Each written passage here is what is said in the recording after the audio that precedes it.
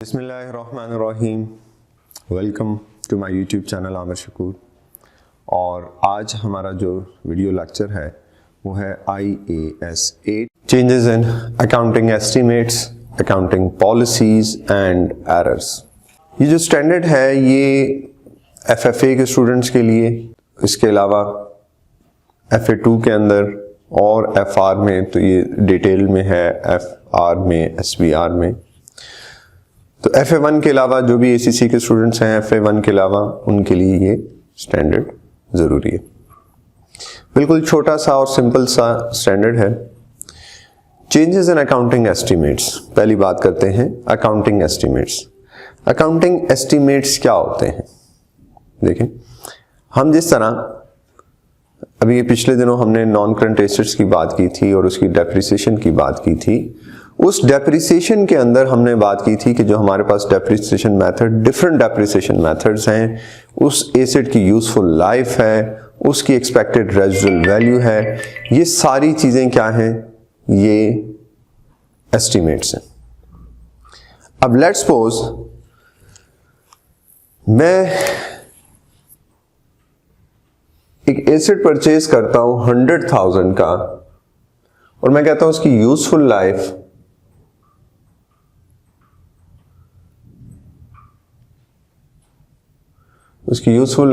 $5 years। After 2 years मेरा estimate change हो जाता है। तो 2 years तक अगर हम कॉस्ट की बात करें 10 थी, डेप्रिसिएशन 2 years की कितनी आ गई? 40,000 आ गई। 20 और 20, कैरिंग वैल्यू कितनी है? 60,000।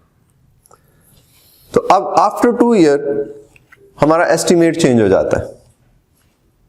तो अब उसकी इस सिचुएशन में हमारे पास कौन सा स्टैंडर्ड आता है? IAS 8, जो क्या कहता है कि अगर आपका एस्टिमेट चेंज हो जाए तो अब जितनी आप डेप्रिसिएशन चार्ज कर चुके हैं, जितना आप ऑलरेडी एक्सपेंस रिकॉर्ड कर चुके हैं, वो चेंज नहीं हो सकता।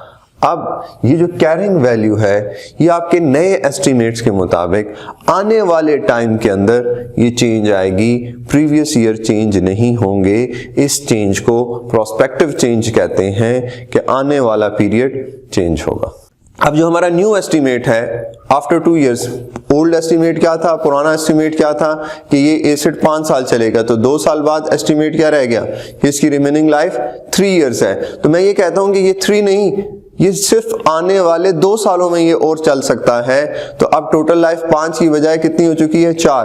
तो अब मैं ऐसे नहीं कर सकता कि मैं 100,000 को डिवाइडेड बाय 4 करूं और हर साल सेम डेप्रिसिएशन चार्ट करूं। 2 साल गुजर चुके हैं तो 2 सालों का जो पुराना एस्टिमेट था, पुराने एस्टिमेट के मुताबिक डेप्रिसिएशन चार्ज होगी।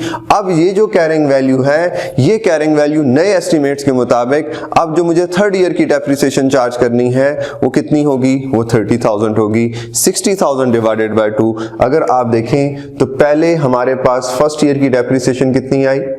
20। सेकंड ईयर की कितनी आई? 20।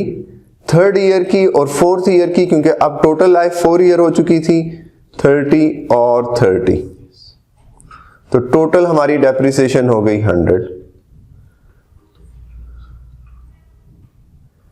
अब पहले 2 साल हमारे एस्टिमेट्स डिफरेंट थे।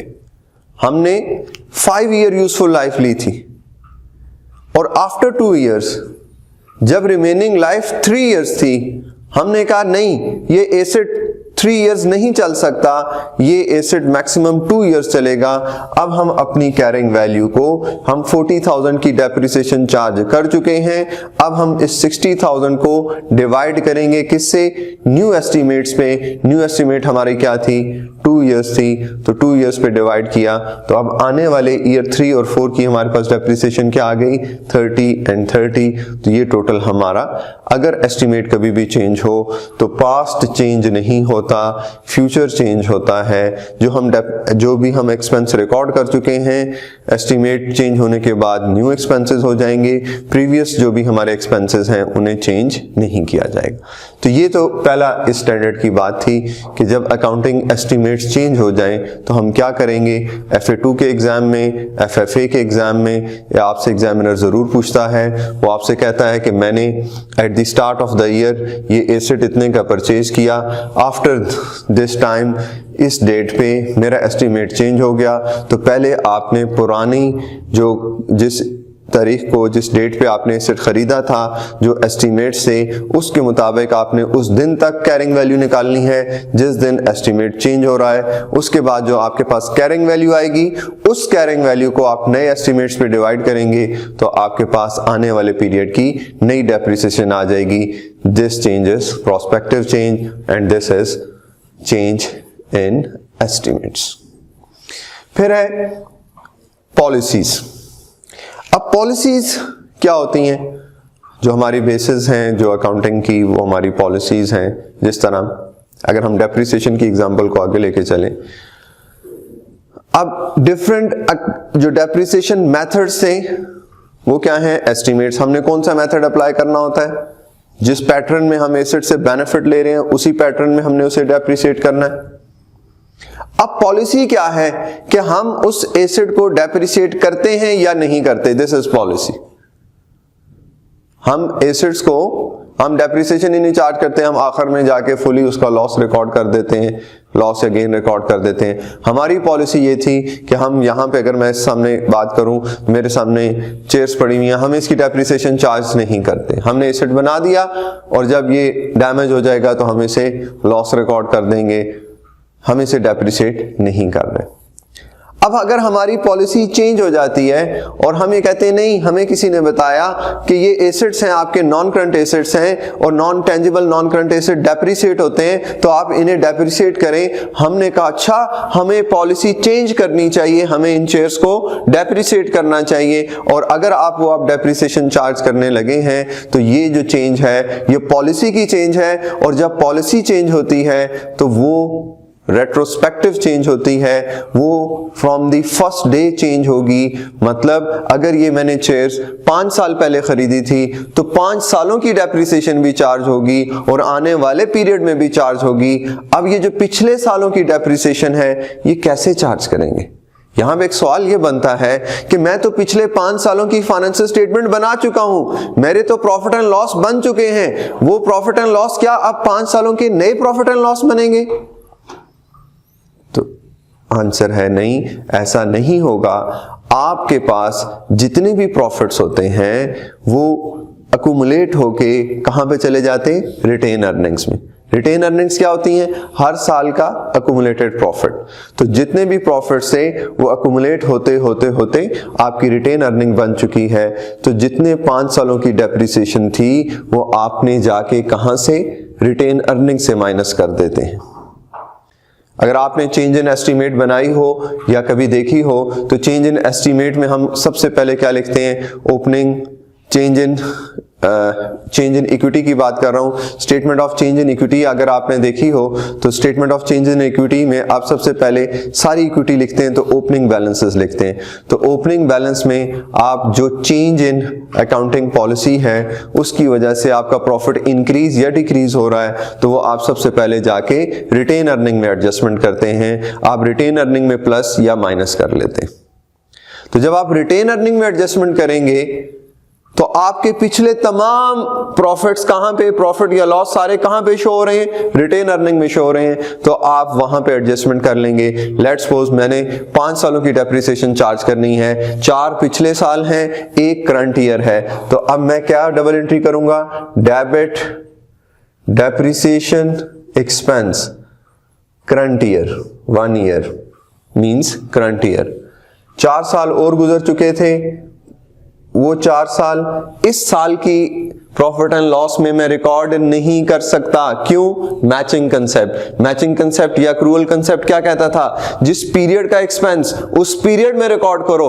तो जब यहां पे हम जब बात कर रहे हैं, हम 5 सालों की डेप्रिसिएशन चार्ज करने लगे हैं, बट करंट ईयर में तो 1 साल, प्रॉफिट एंड लॉस तो इस साल की बनाई जा रही है, तो इस साल का एक्सपेंस आपने प्रॉफिट एंड लॉस में रखना है। तो पिछले जो 4 साल हैं, जो पिछले 4 साल हैं, वो आप इस प्रॉफिट एंड लॉस में नहीं लिख सकते। तो मैंने ये कहा था कि पिछले 4 सालों का प्रॉफिट रिटेन अर्निंग में शो हो रहा है, तो हम रिटेन अर्निंग से तो माइनस कर सकते हैं। हम डेबिट कर दें रिटेन अर्निंग को पिछले 4 साल, और क्रेडिट हम क्या कर देंगे?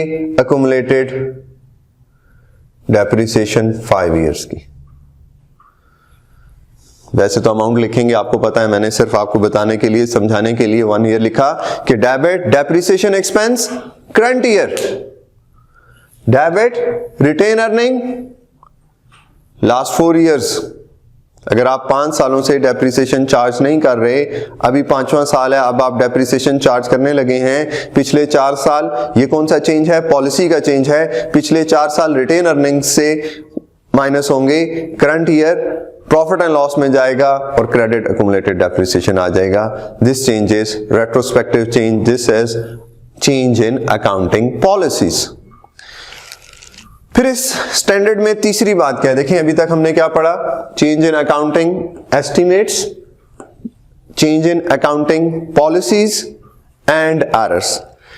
एरर्स का जैसे ही हमें पता चलता है हम उसे एडजस्ट कर लेते हैं। अगर प्रीवियस ईयर से रिलेटेड एरर है तो हम रिटेन अर्निंग्स हमारे पास होती हैं। चेंजेस इन इक्विटी के अंदर हम ओपनिंग बैलेंस जब रिटेन अर्निंग का लिखते हैं तो उसमें से हम एरर्स को, अगर उसका जो भी इंपैक्ट है प्रॉफिट या लॉस पे, हम एडजस्ट कर लेंगे। करंट ईयर से अगर रिलेट कर रहा है तो हमारे पास current year profit and loss है, हम उस प्रॉफिट एंड लॉस में अपने उस एरर को ऐड या लेस कर लेंगे। ठीक है, तो आज का हमारा जो टॉपिक था वो था IAS 8। बहुत छोटा सा टॉपिक था और ये रेलेवेंट है, बेसिक स्टैंडर्ड है। इसमें जब हम IAS 16 कर रहे होते हैं तब भी इसकी एप्लीकेशन आती है। इसके अलावा FA2 के अंदर FFA और FR, SBR, इन सब के लिए, FA1 के अलावा जितने भी स्टूडेंट्स हैं उनके लिए ये स्टैंडर्ड इंपॉर्टेंट है। होपफुली आपको बातें समझ आ गई होंगी। Still if you have any query आप मुझे कमेंट कर सकते हैं।